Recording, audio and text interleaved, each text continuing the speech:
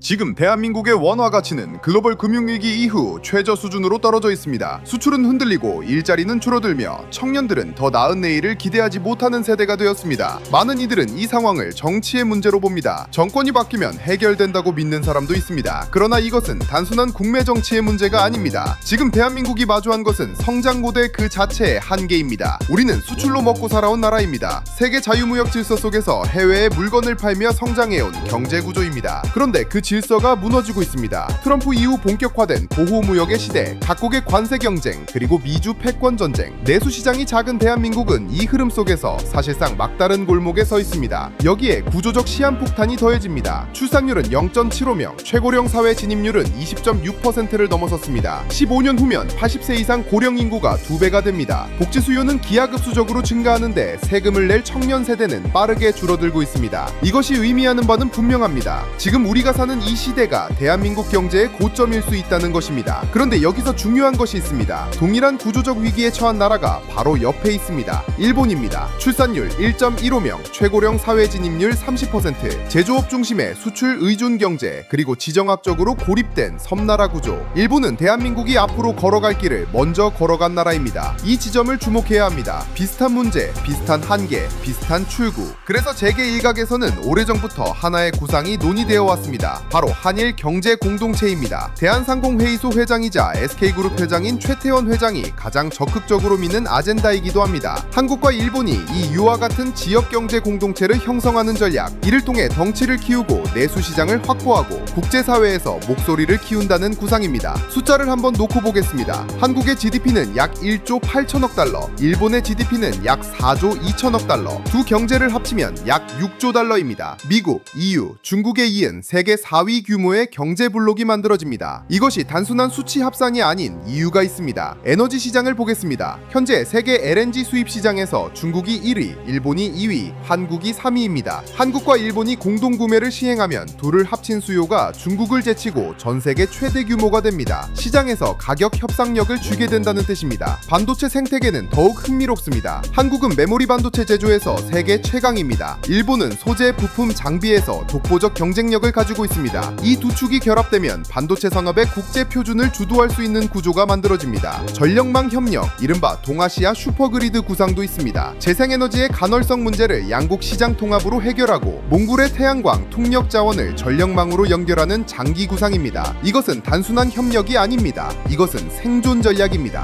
그런데 여기서 반드시 짚어야 할 이야기가 있습니다. 한일이 극복할 수 없는 역사적 상처를 가진 나라라는 것은 누구나 알고 있습니다. 식민지배, 강제동원, 과거사 문제, 이것은 결코 가볍게 다룰 수 있는 사안이 아닙니다. 그런데 비슷한 구조의 문제를 이미 해결한 사례가 있습니다. 유럽연합, 즉 EU입니다. 프랑스와 독일은 두 차례의 세계대전을 치르며 수백만 명의 사상자를 낸 철천지 원수였습니다. 그럼에도 두 나라는 손을 잡았습니다. 어떻게 시작했을까요? 그들이 선택한 방식이 역설적입니다. 가장 예민한 문제부터 가장 먼저 공동관리하는 방식을 택한 것입니다. 1951년 유럽은 석탄 철강 공동체 CSC를 출범시켰습니다. 프랑스와 독일 사이에 위치한 자르 지역, 석탄과 철강이 매장된 그 땅은 당시 산업의 핵심이자 군수 산업의 동맥이었습니다. 양국 모두 양보할 수 없는 지역이었습니다. 유럽의 아버지라 불리는 장모네는 역발상을 제안했습니다. 양쪽 모두 양보할 수 없다면 둘 다 포기하고 공동 관리하자는 발상입니다. 이후 유럽은 원자력 공동체 유라토마를 거쳐 경제 공동체 EEC를 만들고 마침내 현재의 EU로 발전했습니다. 이 모든 과정에 반세기가 걸렸습니다. 이것이 의미하는 바는 분명합니다. 통합은 한 번에 이루어지지 않습니다. 가장 예민한 부분에서 역설적으로 시작해 시간을 두고 한 걸음씩 나아가는 구조입니다. 한국과 일본에도 이 모델은 적용 가능합니다. 비자 워킹홀리데이 확대부터 반도체 공동 R&D, LNG 공동 구매, 의료 서비스 상호 개방,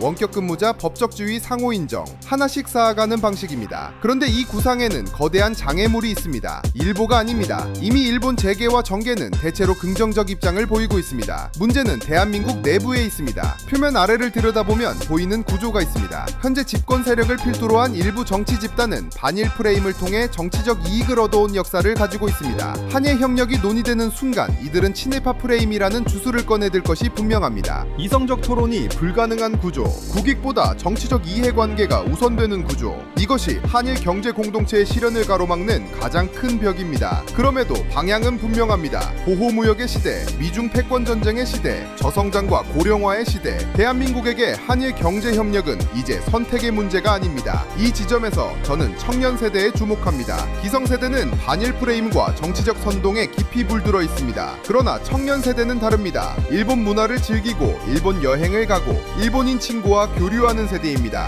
유치한 진영 논리에서 비교적 자유로운 세대입니다. 그리고 이들이야말로 이 문제의 가장 직접적인 당사자입니다. 앞으로 50년, 60년을 이 땅에서 살아가야 할 사람들, 고점을 찍은 대한민국 경제의 하강 곡선을 온몸으로 감당해야 할 세대. 한국에서 정치는 3류입니다. 그러나 기업은 1류입니다. 재계는 이미 이 논의를 진지하게 빌고 있습니다. 시민이 관심을 가지면, 여론이 형성되면 정치는 따라오게 되어 있습니다. 이제 남은 질문은 하나입니다. 대한민국 청년은 기성세대가 만들어 놓은 반일 프레임 안에 갇힌 채 함께 침몰할 것인가? 아니면 프레임을 깨고 대한민국의 새로운 활로를 열 것인가? 여러분은 어떻게 보십니까? 이 그림이 보이십니까?